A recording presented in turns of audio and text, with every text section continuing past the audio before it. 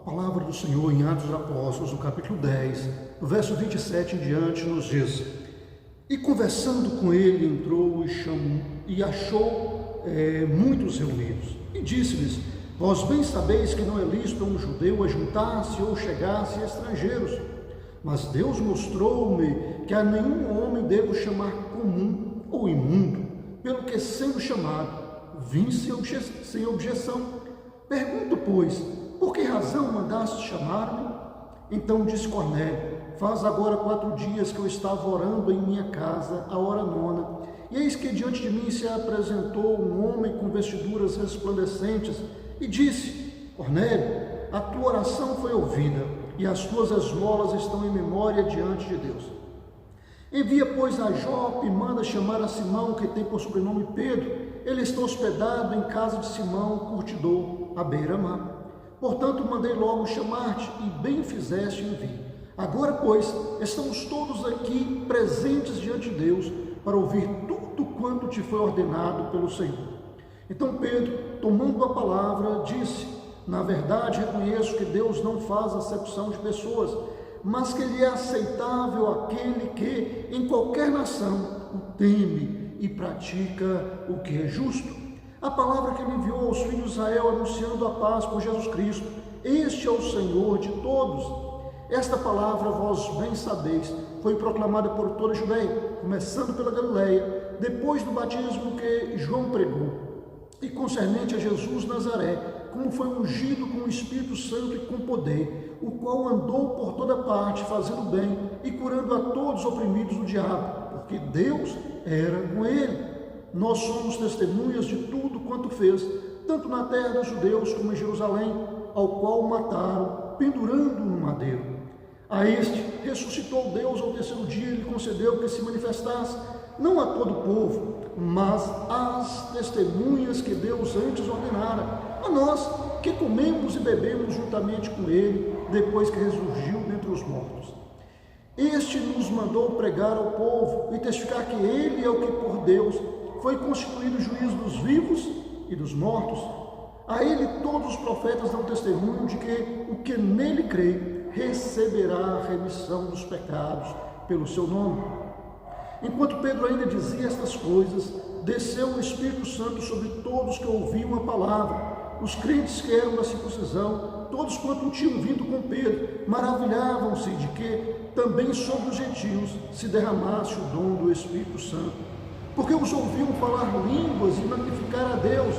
Respondeu então Pedro: Pode alguém porventura recusar a água para que não sejam batizados esses que também, como nós, receberam o Espírito Santo? Mandou, pois, que fossem batizados em nome de Jesus Cristo. Então lhe rogaram que ficasse com eles por alguns dias. Deus Todo-Poderoso, louvado seja o teu nome. Exaltado, Pai, sempre seja o nome glorioso e bendito do Senhor. Eu peço ao Senhor, meu Deus Todo-Poderoso, que me conceda a graça dos céus, da parte do Senhor, para compartilhar esta palavra. Bem como peço ao Senhor, ó Pai querido, que me auxilie, mas que também auxilie a cada um que porventura ver e ouvir esse vídeo, ó Pai, que venha compreender a Tua palavra, que o Senhor venha comunicar graça também aos ouvintes, ó Pai. Cumpra o Teu propósito por meio dessa mensagem, deste trabalho, em nome do Senhor e Salvador Jesus Cristo. Amém. Nós lemos aqui uma porção do livro de Atos dos Apóstolos, capítulo 10. Não lemos o capítulo todo, senão ficaria uma leitura muito longa. Mas temos algumas coisas a falar sobre esse texto. Primeiro, inicia o capítulo dizendo que Cornélio, um centurião da corte italiana, residindo em Cesareia. Cesareia era a sede do governo romano para a região ali da Judéia, da Palestina. E Cornélio, quando orava por volta da hora 9, ou seja, por volta das 3 horas da tarde, ele teve uma visão de um ser com vestes resplandecentes que disse para ele: Cornélio, as tuas orações foram ouvidas e as tuas esmolas, ou seja, as suas ofertas, estão em memória diante de Deus. Agora, manda homens a Jope, a casa de Simão curtidor, à rua direita, à beira-mar, e procura por Simão Pedro, porque este vai te dizer o que é necessário para a sua salvação. Cornélio, então, sem hesitar, chamou um dos seus soldados, um homem também temente a Deus, bem como 2 dos seus servos, igualmente tementes ao Senhor, e os enviou a Jope. Pedro estava na casa de Simão, curtidor. Pedro estava hospedado ali, porque ele tinha sido convidado pelos discípulos que estavam em Jope, porque uma discípula do Senhor, uma serva do Senhor, chamada Dorcas, uma mulher que tinha um coração voltado para socorrer os fracos, para ajudar os necessitados, olhava para aqueles que menos tinham.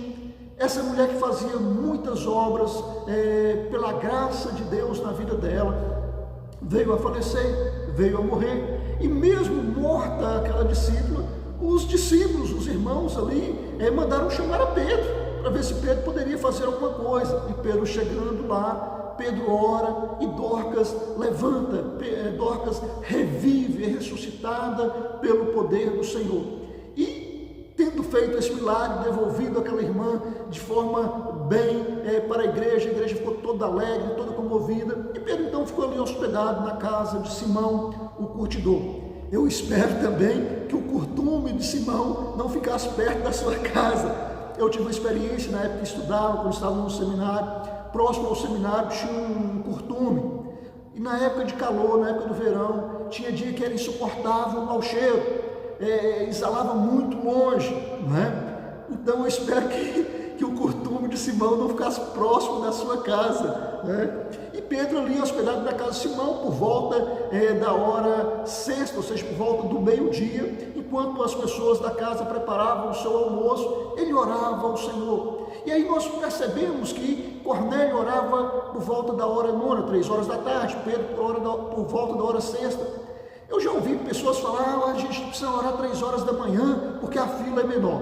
Seria menor se o nosso Deus fosse pequeno, se o nosso Deus fosse limitado. Qualquer hora do dia ou da noite, que um servo, uma serva do Senhor, inclina o coração diante do Senhor Deus Todo-Poderoso, com o coração sincero, e fala: Deus, ouça o meu clamor, ouça a minha petição, e se coloca diante de Deus em favor da vida de alguém, exercendo o sacerdócio cristão em favor de outros, Deus vai abençoar, Deus vai ouvir a sua oração, Deus vai ouvir a sua voz, porque isto é agradável ao Senhor. Então não tem uma hora certa para se orar. A palavra do Senhor nos fala para orar sem cessar, seja às 9, ao meio-dia, às 3 horas da tarde, 3 horas da manhã, meia-noite. Nós precisamos ter um coração inclinado para a oração. Isso não é fácil, mas é possível. Deus pode nos conduzir, pode nos guiar a essa realidade. Mas o certo é que quando Pedro estava orando ali por volta do meio-dia, enquanto preparava o almoço, ele teve então um êxtase e teve uma visão onde descia um lençol dos céus, e nesse lençol tinha vários animais que aos judeus não era lícito comer, que os judeus consideravam impuros cerimonialmente. E a voz vinha do céu e dizia: Pedro, mata e come. Pedro não entendeu nada e falou: Senhor, o Senhor sabe que eu nunca comi nada impuro ou imundo, não posso fazer isso. E Deus repetiu mais 2 vezes aquela palavra: mata e come. E Pedro também repetiu a sua resposta: nunca entrou na minha boca algo comum, imundo. E o lençol então foi recolhido, a visão acabou. E aí alguém pode perguntar: mas pastor, sempre que a gente tem uma visão, a gente precisa entrar em êxtase? Não necessariamente. Deus pode te dar uma visão mais rápida, uma visão, às vezes enquanto você está no ônibus, enquanto às vezes você está dirigindo, enquanto você deixa ser uma visão rápida. Deus pode te mostrar uma coisa de relance, uma coisa muito rápida, e não tem necessidade para isso de você entrar em êxtase. Mas quando é uma visão mais elaborada, mais trabalhada, que demanda um tempo maior, que demora um tempo maior, Deus pode te conduzir em êxtase, ou seja, você ficar por alguns instantes privados da sua consciência, para você concentrar toda a sua atenção naquilo que Deus quer te mostrar. Deus é Deus, Ele faz o que Ele quiser, na hora que Ele quiser, quando quiser. Deus jamais vai te colocar em perigo, Deus jamais vai te colocar em uma situação complicada, não é? A não ser que Ele tenha um propósito de cumprir alguma coisa naquilo ali e te abençoar naquilo. Mas Pedro então teve aquela visão e não compreendeu. Outra coisa, quando Deus nos mostra alguma coisa, seja numa visão assim como essa que Pedro teve, como numa visão por meio de sonhos, como às vezes uma profecia que alguém traz na sua vida, e que às vezes naquele primeiro momento a gente não entende, mas cedo ou mais tarde Deus vai nos fazer entender. Não faz sentido Deus nos falar algo e não nos dar um entendimento, e não nos dar a compreensão daquilo que Ele quer nos falar. Seria inócuo, seria sem valor, e Deus não faz assim. Então, Pedro naquele momento não entendeu nada, e já bateram na porta, e as pessoas que da casa atenderam, e aqueles 3 moços enviados por Cornélio procuravam Pedro. Pedro então os recebeu. A quem procurais? Simão Pedro, sou eu. O que vocês querem? E eles contaram a história então. Como era a hora do almoço, Pedro já estava hospedado, hospedou aqueles irmãos também, e comeram, e depois partiram para Jope. Chegando em Jope, na casa de Cornélio, partiram para Cesareia. Chegando em Cesareia, na casa de Cornélio, Cornélio tinha reunido ali os seus familiares, tinha reunido ali os seus amigos, a casa estava cheia, né? E quando Pedro chegou na casa de Cornélio, Pedro então compreendeu a visão que Deus falara, e Cornélio o convidou para entrar, e Pedro então disse: Cornélio, você bem sabe que não é permitido a um judeu entrar na casa de um estrangeiro, não é? Mas Deus me mostrou que a quem Deus santificou não posso considerar comum, ou imundo, ou impuro. Então Pedro passou a entender que santo não é só o judeu, mas santo é todo aquele que Deus o separa para si, que Deus o chama para si, não importando qual a sua nacionalidade, não importando de onde que é, uma vez que o coração daquela pessoa é pendente para o Senhor, inclina-se para o Senhor e faz isso em sinceridade, essa pessoa é separada para Deus. Uma outra pergunta que muitas pessoas fazem quando deparam com esse texto é o seguinte: mas pastor, Deus enviou um anjo dos céus para falar com Cornélio, que ele mandasse pessoas a Jope para procurar Pedro, para Pedro falar com ele o que era necessário.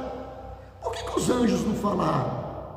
Muito boa pergunta, mas melhor ainda é a resposta, porque aos anjos não foi dado o privilégio de proclamar o Evangelho. Quando Jesus ressuscitou e antes de ir embora, ele reuniu os seus discípulos e diz: ide por todo o mundo e pregar o Evangelho a toda criatura, começando por Jerusalém, Judeia, Samaria e até os confins da terra. Essa missão foi dada àquelas pessoas que estavam com Jesus, que andaram com Jesus, que o viram ressuscitado, que mesmo depois de Jesus já ressuscitado, comeram e beberam com ele, e aqueles que viriam posteriormente depois disso, no caso, nós. Mas aos anjos não foi permitido pregar o Evangelho. Nos escritos de Pedro, Pedro fala que os anjos anelam para escutar o Evangelho, eles anelam entender, compreender o Evangelho e não conseguem. Se eu não consigo entender o Evangelho, eu não posso proclamá-lo, eu não posso pregar. Não porque os anjos sejam ignorantes, não, mas eles não entendem o amor de Deus para com a humanidade, não é? Tem coisas que a gente não tem como explicar, pelo menos não tão facilmente. Talvez ainda vamos encontrar respostas mais para frente, não é? Porque quando os anjos pecaram, quando os anjos rebelaram contra o Senhor, Deus não enviou o seu Filho para morrer na cruz do Calvário para salvá-los. Eles foram condenados ao abandono do céu, a se retirarem do céu, não é? E não ter mais acesso.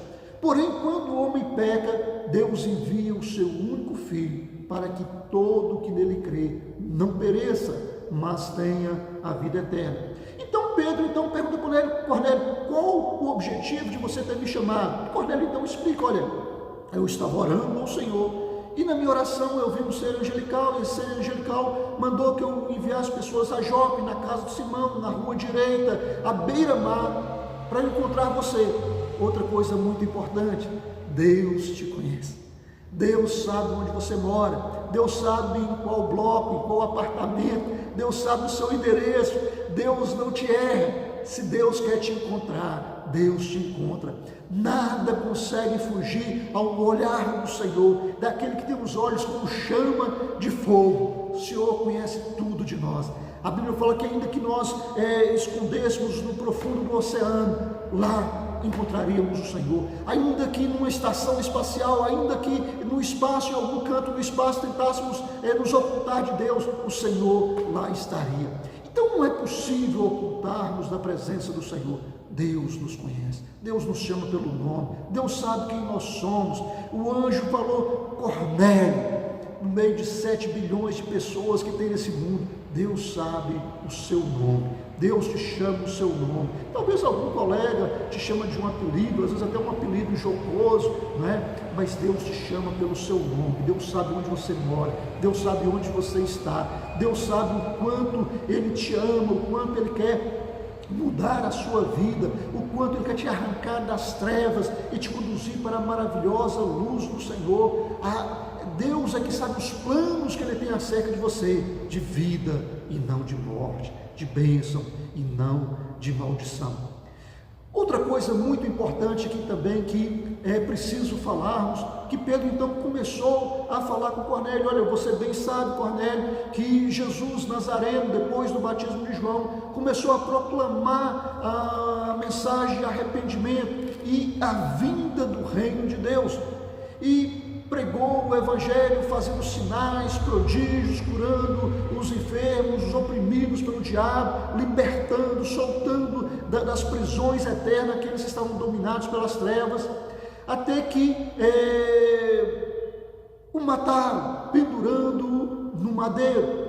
Mas ele ressuscitou ao 3º dia, e ele então deu aos homens, deu àqueles que andaram com ele, que comeram com ele, que tinham vida com ele, deram então a incumbência de pregar o Evangelho.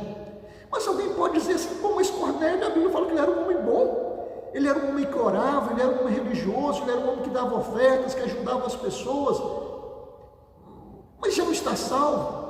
O próprio Jesus não fala que ele não veio para os sãos, e sim para os doentes. Mas algumas pessoas entendem errado essa palavra. Quando Jesus fala que ele veio para os enfermos, para os doentes, não para os sãos, e é verdade.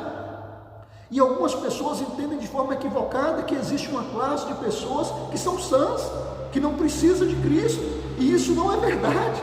Jesus está dizendo que todos são doentes e que todos precisam dele. Não existe aquela classe de pessoas sã, não. Todos são doentes. A Bíblia fala que todos pecaram e destituídos estão da glória de Deus, da graça de Deus. Então, como resolver isso? Reconhecendo que Cristo Jesus morreu na cruz do Calvário para nos salvar. Aí não importa se a pessoa era uma pessoa boa, igual Cornélio, um homem correto, um homem temente a Deus, um homem religioso, um homem que ia à igreja, um homem que ajudava as pessoas. Essa pessoa só consegue ser salva quando ele aceita Cristo Jesus como Senhor e Salvador da sua vida, quando ele reconhece que Jesus, o Filho de Deus, que se encarnou, que se fez gente, que habitou entre nós, esse Jesus se fez pecado por nós, ele levou sobre si na cruz do Calvário os nossos pecados, os nossos erros, as nossas falhas, ele pagou o preço que era necessário dizer, ao ponto de dizer: está consumado, está cumprido. Agora aqueles que deviam estão libertos, porque eu paguei a sua dívida. E ali na cruz do Calvário, ele rasga o escrito de dívida que era contra nós. Então, se a pessoa é uma pessoa boa, se é uma pessoa correta, se é uma pessoa temente a Deus, se é um religioso, ele precisa falar: Senhor Jesus, entra no meu coração, entra na minha vida, seja o meu Salvador e Senhor. Mas e o perverso? E aquele que anda numa vida totalmente desregrada, que se embrenha no pecado de uma maneira terrível? A solução para o mesmo é a mesma, é Cristo Jesus. Ou seja, Jesus veio para os enfermos, tanto os enfermos que são religiosos, para os enfermos que vão para a igreja, para os enfermos que dão boas dádivas, como para o enfermo que está embrenhado no pecado. Mas o dia que ele reconhece que é um pecador, e ele fala: Senhor Jesus, me perdoe, mude a minha vida, entra no meu coração e me salva. Aí neste momento, Deus envia o Espírito Santo dele, como ele enviou ali sobre Cornélio, como ele enviou ali sobre os familiares de Cornélio, sobre os amigos de Cornélio que estavam ali, e aquelas pessoas que acompanhavam Pedro naquela missão, naquela tarefa, ficaram admirados, porque do mesmo jeito que eles receberam o Espírito Santo, os gentios, os estrangeiros, as pessoas que não faziam parte da religião judaica, agora estavam recebendo também o Espírito Santo como garantia da parte de Deus, como selo de Deus para a redenção. Então, tanto a pessoa religiosa que vai à igreja ali várias vezes, que é bonzinho, que dá suas ofertas, que faz suas contribuições, como a pessoa que está embrenhado no pecado, que está dedicado ao pecado, que a sua vida toda está ali em fazer coisa errada, mas tanto um quanto o outro, o dia que reconhece que é um pecador, ou seja, que está doente, que precisa do antídoto, que precisa do remédio que é Cristo, e fala com o coração sincero: Senhor Jesus, entra na minha vida e seja o meu Salvador e Senhor. O Senhor então te salva, o Senhor te tira das trevas, o Senhor escreve o seu nome no livro da vida e o Senhor te sela com o Espírito Santo de Deus para o dia da redenção. Você que talvez se acha bonzinho e achava que por ser bonzinho você já estava garantido, não existe essa classe de pessoas que pode chegar ao céu sem salvação, sem Cristo Jesus. As boas obras não salvam ninguém. Jesus diz: eu sou o caminho, a verdade e a vida. Ninguém vem ao Pai a não ser por mim. As suas boas obras podem mover o coração de Deus para que o Evangelho chegue até você, para que você se arrependa dos seus maus caminhos, que você reconheça que é um pecador e que aceite a Cristo Jesus como Senhor e Salvador da sua vida, bem como aquele que tem uma vida totalmente desregrada. Ao reconhecer que é um pecador, que precisa de Cristo, Cristo salva, cancela o escrito de dívida que é contra ele, envia o Espírito Santo e escreve o seu nome no livro da vida. Que Deus em Cristo te abençoe.